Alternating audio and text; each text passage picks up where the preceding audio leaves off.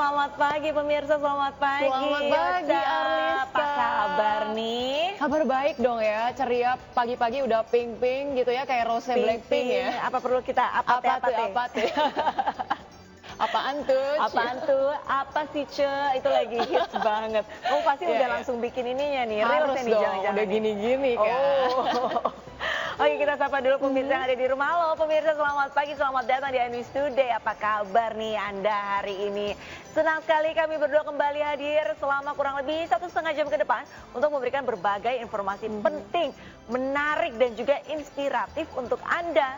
Iya, dan yang jelas dalam edisi kali ini kami akan membahas banyak hal, salah satunya adalah mengenai ribuan buruh yang rencananya berdemo hari ini mengawal putusan MK terkait uji material Undang-Undang Cipta Kerja. Dan kami juga akan membahas perkembangan terkini terkait dengan kasus jasad tanpa kepala yang pastinya akan kami update berbagai informasinya di iNews Today bersama saya Rosalinjo dan rekan saya Arliza Hadi. Pemirsa, inilah iNews Today selengkapnya untuk Anda.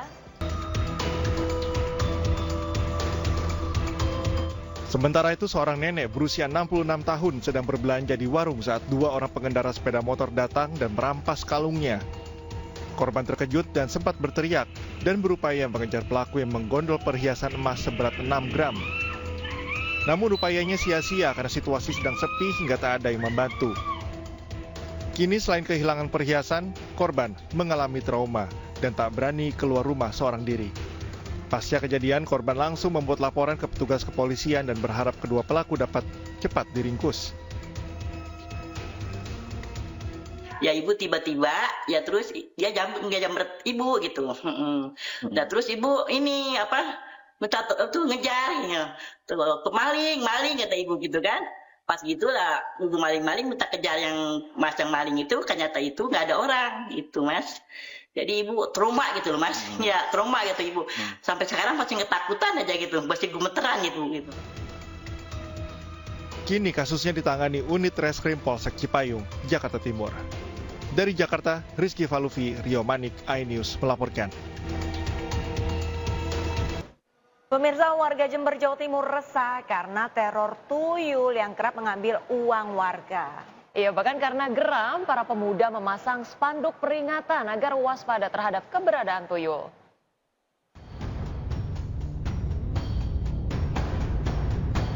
Warga desa Dukuh Mence, Kecamatan Sukorambi, Jember, Jawa Timur, digegerkan dengan isu kemunculan tuyul, sebab warga kehilangan uang. Kejadian kehilangan uang diderita pemilik warung dan toko.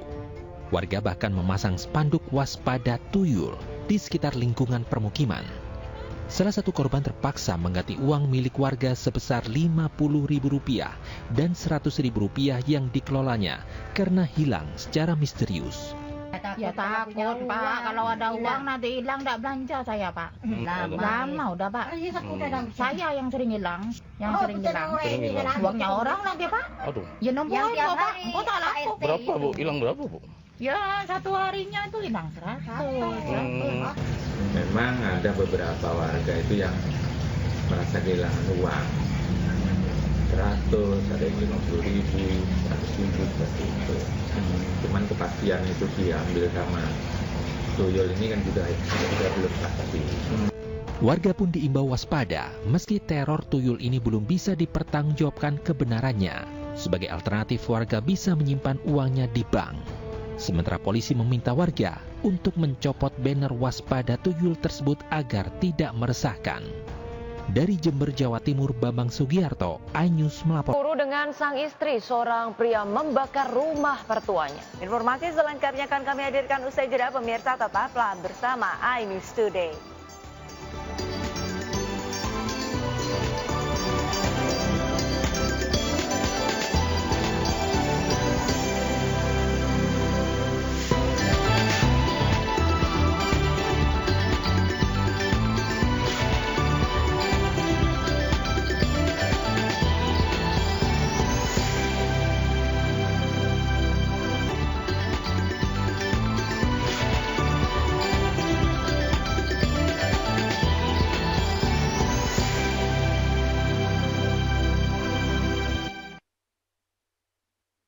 Ya pemirsa, terima kasih Anda masih bersama Ayu Studio di Ayu Center Jakarta. Kita ke informasi dari Makassar, Sulawesi Selatan, di mana ini ada seorang pria yang cemburu dengan sang istri kemudian membakar rumah mertuanya. Iya, akibat perbuatannya sebanyak 32 rumah warga di sekitarnya ikut terbakar.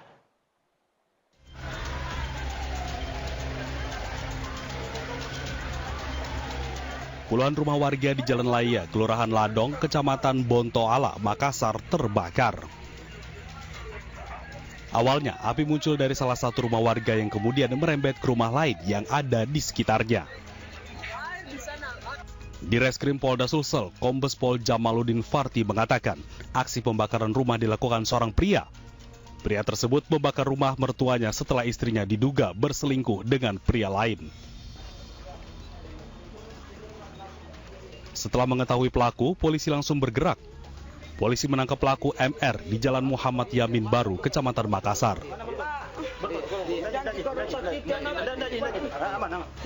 Saat akan dibawa ke posko Resmo Polda Sulawesi Selatan, pelaku pamit kepada anak dan keluarganya.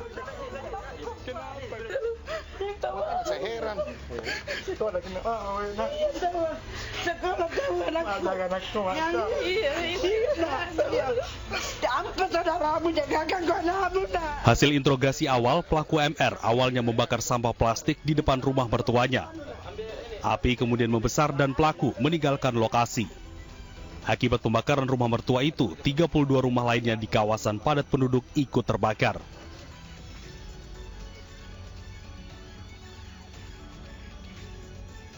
Dari Kota Makassar, Sulawesi Selatan, Muhammad Turboni, Ayus melaporkan. Ya ini dia ya, PR-nya kalau misalnya emosi di atas logika. Jangan sampai kalau misalkan memang cemburu ya setidaknya diklarifikasi apakah benar istrinya selingkuh. Kalaupun memang tidak benar ya kan jadinya udah kepalang basah, udah 32 rumah loh terbakar, 33 sama rumah mertuanya sendiri. Yang jelas harap tenang dulu gitu ya. Harap tenang, ini ujian. Jangan ngambil keputusan di tengah emosi, kepala yang panas gitu ya. Ya. Pemirsa, masih mengenai pemerkosaan di dalam keluarga, di mana Surabaya, Jawa Timur juga terdapat seorang ayah yang tega memperkosa 2 anaknya selama 3 tahun. Iya, dalam beraksi pelaku selalu mengancam akan mengusir dan menganiaya korban jika berani menolak.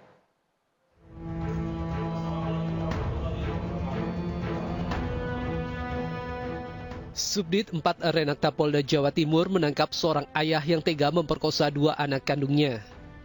Ayah dari 7 anak yang berprofesi sebagai sopir ekspedisi ini melampiaskan nafsu bejatnya selama kurun waktu 2 tahun sejak 2021 silam. Sejak ditinggal istrinya meninggal pada tahun 2015 silam, tersangka merantau ke Surabaya dan tinggal serumah dengan 4 anaknya. Sementara 3 anak lainnya tinggal di Sumatera bersama keluarga besarnya. Aksi bejat dilakukan setiap kali tersangka pulang bekerja dari luar kota. Dengan melakukan ancaman, tersangka memperkosa 2 anaknya secara bergantian. Sementara 2 anak lainnya menjadi korban penganiayaan dari tersangka. Perbuatan bejat tersangka terbongkar usai korban berani bercerita pada tetangga dan keluarganya di Sumatera. Karena hasratnya tidak terpenuhi selama waktu setelah istrinya meninggal, kemudian ia melampiaskan pada anak kandungnya. Yang mana dari 7 anak kandungnya ini 4 sebenarnya menjadi korbannya. Jadi yang anak pertama, anak kedua, kemudian anak yang ketiga dan yang keempat ini dia hanya mendapatkan perlakuan kasar. Untuk mempertanggungjawabkan perbuatannya, tersangka terancam hukuman 15 tahun penjara.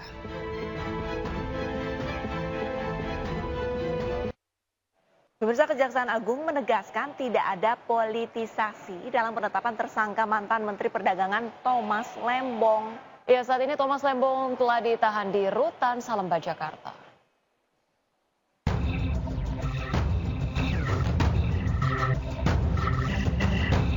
Setelah ditetapkan sebagai tersangka, mantan Menteri Perdagangan Thomas Lembong ditahan di rumah tahanan Salemba, Jakarta.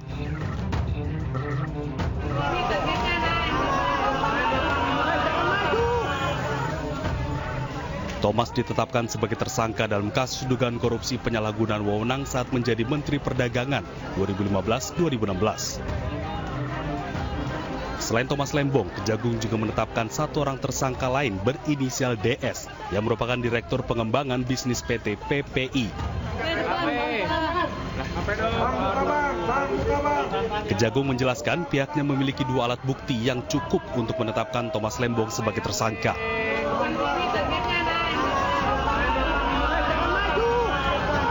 Thomas Lembong diduga memberikan izin impor 105 ton gula kristal mentah kepada PT AP.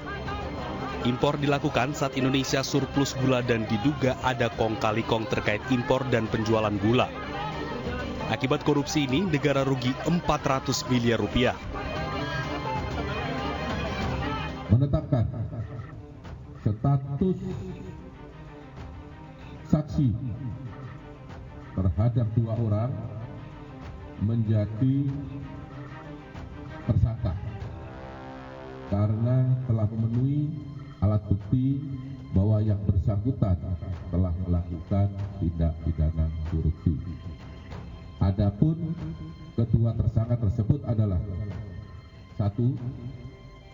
TTL selaku Menteri Perdagangan periode 2015. Yang kedua, tersangka atas nama DS selaku Direktur Pengembangan Bisnis pada PT PPI. Kejaksaan Agung mengaku tidak ada unsur politisasi dalam penetapan tersangka Tom Lembong. Mereka mengklaim penetapan status itu murni berdasarkan alat bukti. Tim Liputan iNews melaporkan.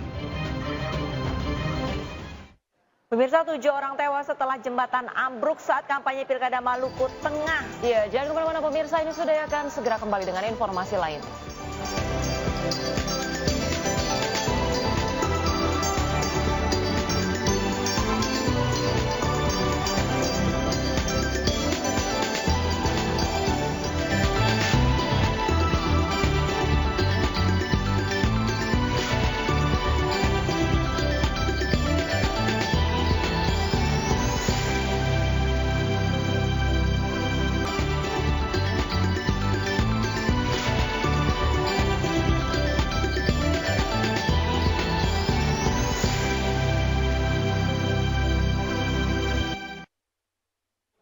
Pemirsa, hari ini ribuan buruh berencana mengawal pembacaan putusan uji materi Undang-Undang Cipta Kerja di Mahkamah Konstitusi Jakarta. Ya, peserta aksi diperkirakan datang dari berbagai wilayah di sekitar Jakarta, Banten hingga Jawa Barat.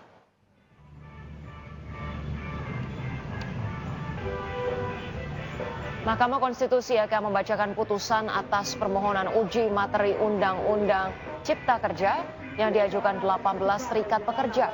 Dalam permohonannya, buruh meminta agar MK menerbitkan klaster ketenagakerjaan dari Undang-Undang Ciptaker dan dikembalikan ke aturan semula.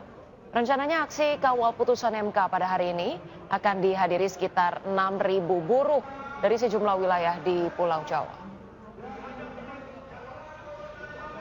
Tidak pakai jalan kanan, kita sebelah kiri. Kita sebelah kiri. Dipecah-pecah. Siapa instruksikan gitu? Maju dulu. Maju, Pak. Maju dulu, Bu. Ayo, memilih naik atas boleh Pak. Kita sama-sama. Ya pemirsa, langsung saja kita bergabung dengan rekan kami Syahreza Zanski yang sudah berada di kawasan Patung Kuda Gambir, Jakarta Pusat. Selamat siang Syahreza, apakah masa sudah berkumpul di tempat Anda berada saat ini dan kira-kira apa saja tuntutan dari masa? Ocha dan juga pemirsa, selamat siang, melaporkan langsung dari Patung Kuda Jakarta. Memang situasinya sudah mulai begitu ramai. Beberapa kawanan buruh sudah mulai tiba sejak pukul 9 pagi waktu Indonesia Barat dan kini sudah mulai bertambah tentunya. Arisa dan Ocha, saya akan menjelaskan kembali mengenai situasinya. Ini para buruh sudah mulai berkumpul di sisi trotoar daripada Jalan Merdeka Barat. Mereka hendak menunggu instruksi daripada koordinator lapangan dari setiap kawanan buruh tentunya. Dan dapat kami informasikan kembali lagi bahwasanya selain masa buruh sudah mulai berdatangan, ini mereka juga dari rombongan dari berbagai kota ya, baik itu dari kota Bekasi dan kota-kota sekitar di daerah Jakarta, mereka datang menggunakan bis dan juga rombongan. Artinya seperti yang diungkapkan oleh pihak Presiden Partai Buruh Indonesia Said Iqbal yang mengatakan bahwasanya nanti ada ribuan buruh yang datang pada hari ini dan diperkirakan juga akan mencapai puluhan ribu tentunya. Dan inilah buktinya mereka sudah mulai berjalan di sekitar Jalan Merdeka Barat, namun mereka terhenti di Patung Kuda yang mana sebelumnya direncanakan akan long march dari Balai Kota menuju ke gedung Mahkamah Konstitusi. Artinya hari ini sudah ada blokade dari pihak aparat keamanan dan membuat para kawan-kawan buruh ini terhenti jalannya untuk bisa mengawal putusan Mahkamah Konstitusi soal uji materi Undang-Undang Cipta Kerja. Dan untuk mengetahui juga Arista, Ocha dan juga pemirsa, hari ini ada banyak sekali kawanan buruh, mulai dari KSPI dan juga FSPMI dan lain sebagainya, yang ingin mengawal putusan Mahkamah Konstitusi soal Undang-Undang Cipta Kerja, yang dinilai ini ada berbagai pasal-pasal yang merugikan para buruh se-Indonesia begitu. Dan tentunya ini nanti kami masih menunggu apakah mereka akan menggaungkan beberapa statement kuat agar untuk mengawal keputusan ini bisa menghasilkan dan juga sesuai harapan dari Partai Buruh. Namun jika bisa tegaskan kembali oleh Presiden KSPI Said Iqbal mengatakan bahwasanya putusan ini hari ini sangat krusial untuk masa depan buruh dan juga Undang-Undang Cipta Kerja dinilai merugikan sektor pekerja. Oleh karenanya pihaknya mendesak agar MK mengkabulkan seluruh petitum ataupun tuntutan pada hari ini. Arista, Ocha dan juga pemirsa, menarik sekali jika menanti putusan MK yang nanti akan dimulai pukul 10 pagi waktu Indonesia Barat. Namun yang perlu disoroti pada hari ini adalah di mana dalam Undang-Undang Cipta Kerja ini pekerja yang di PHK hanya mendapat pesangon 0,5%, di mana pada sebelumnya ini mendapatkan sekitar 2 kali lipat dari aturan lama. Dan perlu diketahui juga bahwa saya dalam Undang-Undang Cipta Kerja, revisi Undang-Undang Cipta Kerja ini ada beberapa yang dinilai merugikan bagi para buruh, di mana ini mereka menuntut agar menghapus aturan upah murah dan outsourcing seumur hidup, lalu PHK yang dipermudah lewat WhatsApp ini harus dihapus tentunya. Lalu beberapa tuntutan lainnya seperti menghapus pasal mengenai karyawan kontrak tanpa periode yang jelas dan penghapusan hak cuti panjang dan cuti melahirkan dengan upah penuh. Sehingga inilah yang mengawal ataupun yang mendasari daripada tuntutan masa buruh pada hari ini. Sementara itu Arista dan Ocha. Iya, baik Syareza, apakah kemudian ada rekayasa lalu lintas yang dapat Anda laporkan dan bagaimana pengamanan di lokasi Anda melaporkan? Kita ada di kepentingan dan misi. Oke, Arista, Ocha dan juga pemirsa, terkait rekayasa arus lalu lintas, jika bisa saya jabarkan kembali situasi di belakang. Ini Jalan Merdeka Barat ditutup. Artinya sudah mulai ada rekayasa arus lalu lintas bagi masyarakat yang nantinya akan mengarah Jalan Merdeka Barat. Ini mereka sudah tidak bisa melewati Jalan Merdeka Barat dan sudah ditutup sejak pukul 9:40 waktu Indonesia Barat. Artinya masyarakat dihimbau untuk menghindari arus menuju Mahkamah Konstitusi melalui Jalan Merdeka Barat dan selalu senantiasa mencari informasi mengenai jalur mana yang bisa dilewati mengarah ke Mahkamah Konstitusi. Namun bisa dipastikan bahwasanya hari ini rekayasa arus lalu lintas dilakukan secara situasional, Arista dan juga Ocha, dan kami masih menunggu informasi apakah nantinya jalan rute Merdeka Barat akan dibuka kembali, khususnya pasca masa buruh sudah mulai bubar pada hari ini. Namun bisa disampaikan sekali lagi bahwasanya masa buruh sudah mulai berkumpul pada hari ini, baik itu di sisi kiri saya dan juga sisi kanan Anda tentunya. Arista, Ocha, kembali ke Anda. Baik, terima kasih banyak laporannya Syareza langsung dari kawasan Patung Kuda Jakarta, dan selamat kembali bertugas. Jelas menuju akhir November masih ada debat kedua dan debat ketiga ya, yang belum dituntaskan di berbagai daerah. Ya. Kita lihat nanti bagaimana kemudian debat ini akan menjadi pengaruh yang cukup signifikan ya terhadap para pemilih. Baik, kita akan informasi selanjutnya pemirsa. Ini ada Menteri Perumahan dan Kawasan Permukiman Marwar Sirait yang menggebrak meja saat rapat bersama birokrasi kementeriannya. Iya, Marwar kesal kinerja birokrasi kementeriannya lambat lantaran surat yang diperuntukkan ke Jaksa Agung terkait lahan sitaan para koruptor terlambat dikirim. Pantes dong Pak Jaksa Agung bilang gitu sama saya di sana. Pak Aras sih belum terima Pak Aras suratnya. Berarti tanggal 28 kan baru hari ini. Ibu menurut Ibu itu kerja benar nggak begitu? Tuh jadi bingung saya tuh. Jadi saya masih, siapa yang mau tanggung jawab urusan surat aja. Saya itu menteri, tanggal 22 saya kirim surat, tanggal 28 baru sampai.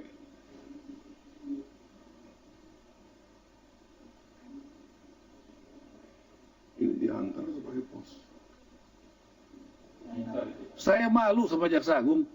Pak Ara mana saya baru saja cek, Pak Ara belum sampai suratnya. Ini udah kejawab tanggal 28, ngeri. Bagaimana Anda mau melayani publik kalau cara kerjanya begini gitu loh.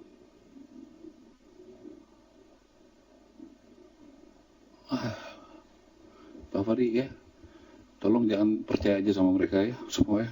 Pemirsa, ormas pendukung Jokowi yang dikenal sebagai Projo ini berencana menjadi partai politik. Ya, Jokowi pun tidak melarang loyalisnya membentuk partai politik baru.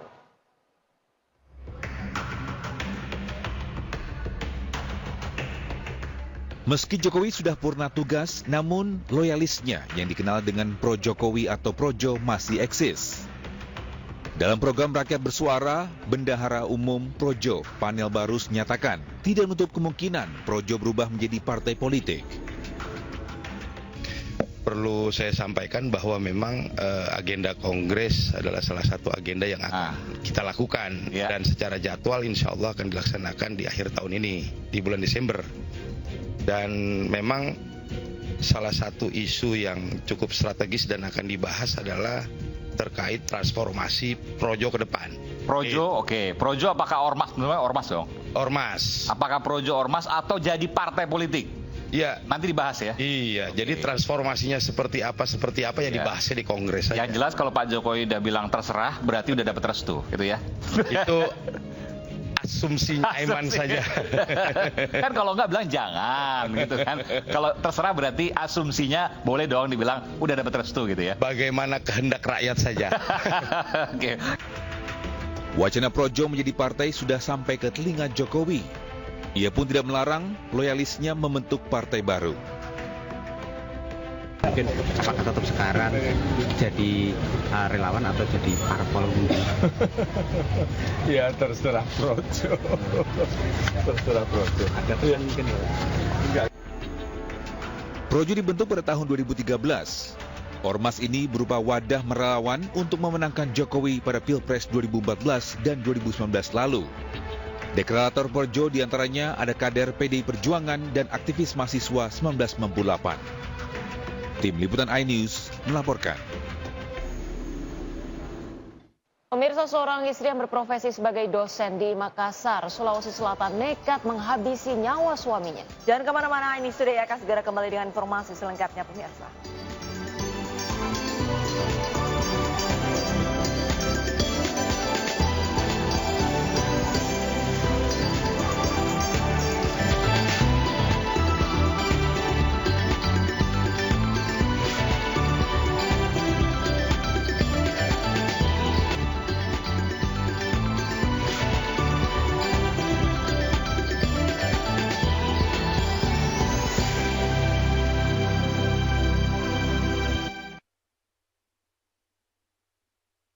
Terima kasih pemirsa, Anda masih bersama iNews Today, bersama saya Arliza Hadi dan rekan saya Rosalin Chiu di iNews Center Jakarta. Pemirsa, kita ke informasi di Gorontalo, di mana markas Polda Gorontalo pada Kamis dini hari terbakar.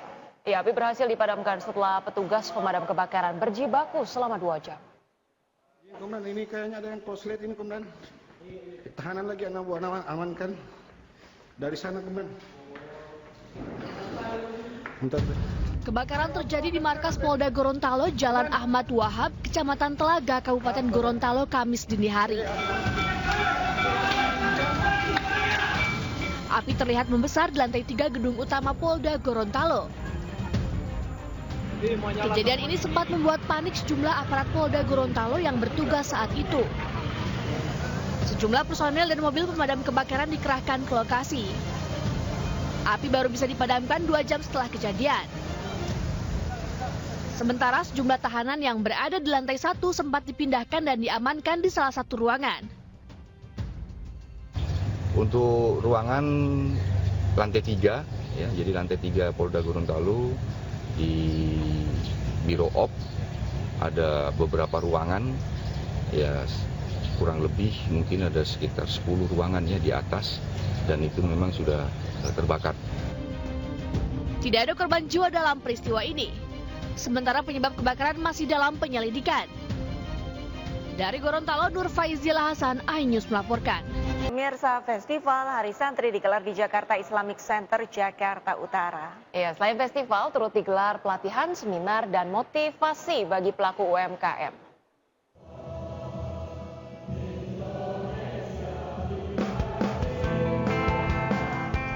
UMKM Nahdien DKI Jakarta menggelar Festival Hari Santri di Jakarta Islamic Center pada Selasa lalu. Tidak hanya itu, UMKM Nahdien DKI Jakarta juga melakukan sejumlah kegiatan lain, mulai dari pelatihan, seminar, hingga memberikan motivasi kepada para pelaku UMKM. Diharapkan pelaku UMKM bisa mengembangkan potensi melalui produk-produk unggulan mereka, bahkan dikenal hingga internasional. Kami ingin memperkenalkan produk-produk dari UMKM Nahdien. Yang kedua, bagaimana caranya untuk kelas menengah ini supaya bisa mengekspor atau bisa luar biasa lah di mata negara. Kesuksesan Festival Hari Santri dan pengembangan UMKM Nahdien juga didukung peran mitra yang turut bekerja sama. Kalau untuk terlibat sih yang utamanya banyak ya dari beberapa perusahaan besar, dan terutama untuk usernya juga seluruh untuk utama pilot project untuk di DKI Jakarta untuk kita gerakan ini itu makanya saya bersyukur sekali bermitra dengan perusahaan-perusahaan dari luar negeri seperti PT China Yansi Rifle ini. Selain menggelar festival, juga dilaksanakan pengukuhan pengurus wilayah UMKM Indonesia DKI Jakarta yang nantinya akan mendukung kesejahteraan pelaku usaha mikro, kecil, dan menengah. Dari Jakarta, Rizky Ihwal, iNews melaporkan.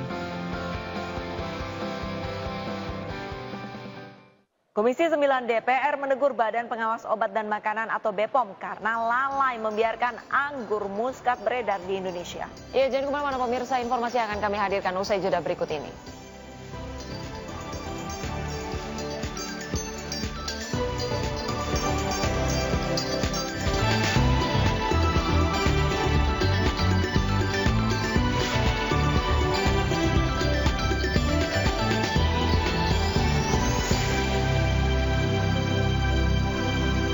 Pemerintah Thailand menemukan sampel anggur Shine Muscat mengandung residu kimia atau pestisida yang telah masuk di pasar Indonesia. Iya, merespon hal ini Komisi 9 DPR menegur Badan Pengawas Obat dan Makanan atau BPOM karena lalai membiarkan anggur tersebut beredar di Indonesia.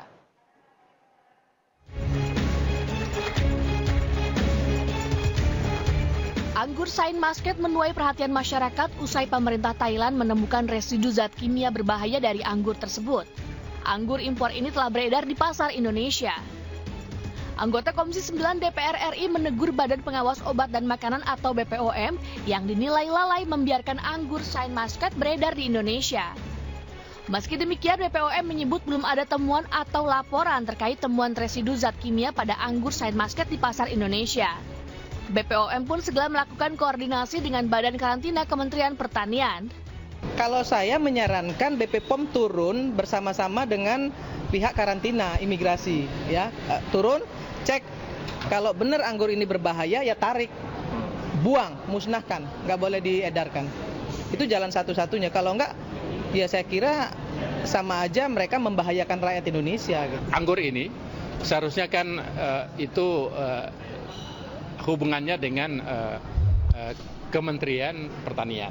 Kami bertindak kalau memang sudah masuk ke pasar Indonesia, tetapi kami akan berkoordinasi secara ketat dengan badan karantina.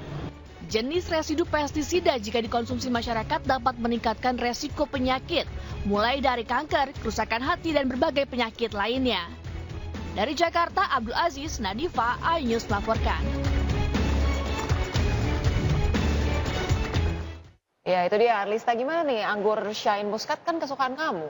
Iya, sempat sedih sih, tahu ada informasi bahwa ada residu kimia pestisida, tapi kan masih ada buah yang lain ya, jadi bisa buah milih lain. anggur yang ada bijinya atau melon atau apa. Betul, gitu kan. kayaknya sementara makan buah yang ada bijinya dulu aja ya, yang aman-aman dulu aja sebelum kemudian benar-benar teruji gitu ya di setiap negara bahwa itu aman. Nah, kita beralih ke makanan yang lainnya. Yang aman-aman dulu aja ya. Aman-aman dulu Bagi aja. Anda pecinta bakso nih pemirsa, Anda bisa mengunjungi salah satu warung bakso di Cimahi, Jawa Barat. Nah, dekat rumah kamu nih kayaknya di Jawa Barat kan. Dan pemirsa, ini salah satu menu andalannya adalah bakso gimbal yang berisi urat.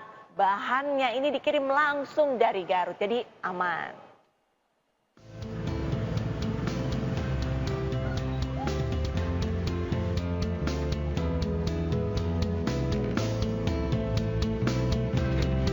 Saat mengunjungi kota Cimahi, Jawa Barat tidak lengkap rasanya bila tidak mencicipi kuliner di sini. Yang berada di Kampung Kebon Manggu, Kecamatan Cimahi Tengah, Jawa Barat. Firdianto, pemilik usaha, berjualan dengan gerobak sederhana. Namun bakso yang ia jual digemari pecinta bakso. Selain porsi yang banyak, bakso gimbal juga istimewa karena diisi dengan urat sapi yang dibawa langsung dari Garut. Untuk bakso pun gimbal sesuai dengan namanya. Barusan saya habis makan, namanya itu bakso urat gimbal. Keunikan di sini itu kalau bakso biasanya kan bulat. Kalau di sini sangat unik, berbentuk gimbal dan full urat. Dan harganya juga terjangkau, mulai dari 13.000 sampai 24.000. Tersedia berbagai pilihan bakso, mulai dari bakso gimbal sedang, tahu, bakso kecil, tetelan jandung, hingga tulang lunak. Dan keunikan dari bakso ini mungkin beda dari yang lain, mungkin dari bentuk dari urat yang kita gunakan itu ada 3 jenis yang kita gunakan dan semuanya itu lokal dari Garut. Jadi kita bahan itu impor semua dari Garut. Jadi kita di sini produksi, kita ngambil bahan semua dari Garut. Satu porsi bakso gimbal dijual seharga Rp13.000 hingga Rp24.000. Kuah yang gurih berpadu dengan pedasnya sambal dan taburan toge membuat bakso urat gimbal semakin sedap untuk dinikmati. Dari Cimahi, Jawa Barat, Yuwono Wahyu, iNews melaporkan.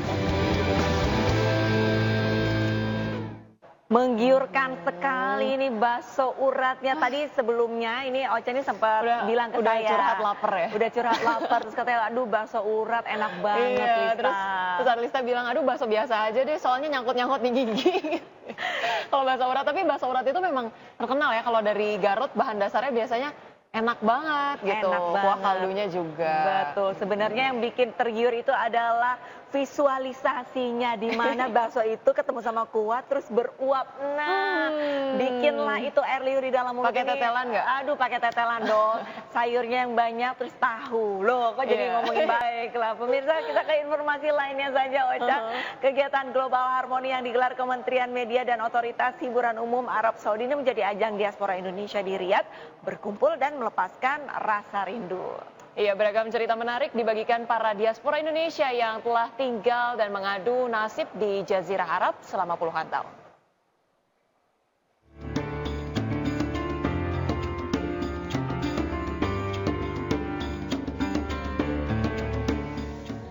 Nama saya Mutia Sahlan Basir. Kerja di Riyadh, di Haiswedi, nggak seperti di Riyadh. Di sana cuman 3 bulan, nggak betah karena tidak seperti di Riyadh. Jadi akhirnya pulang ke Indonesia, balik lagi, akhirnya saya di Riyadh sampai sekarang ini.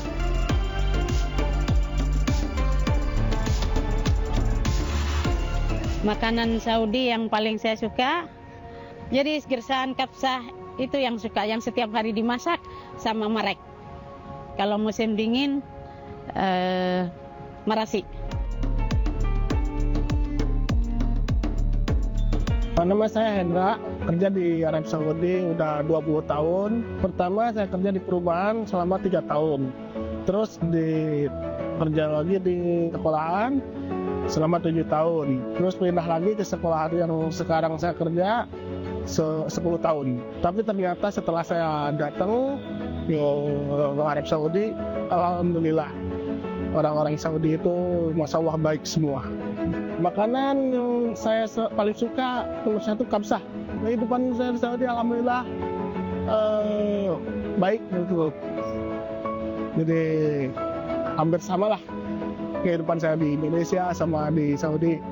Ya, saya belajar bahasa Arab di Saudi, sebelumnya saya nggak bisa bahasa Arab. Nama saya Yara dari Indonesia. Saya di sini hidup bersama keluarga, saudara, sama suami juga. Saya di sini udah 20 tahun juga, bareng sama keluarga juga di sini. Di Saudi ini Masya Allah, bikin nyaman, bikin tenang, dan betah juga di sini. Pertama masuk ke Saudi, kita penasaran pengen yang diutamakan pasti pengen ke Mekah gitu kan. Ke sana juga saya sama suami sama keluarga juga ke Mekah, ngambil umroh. Alhamdulillah, selama ini kita di Saudi nyaman.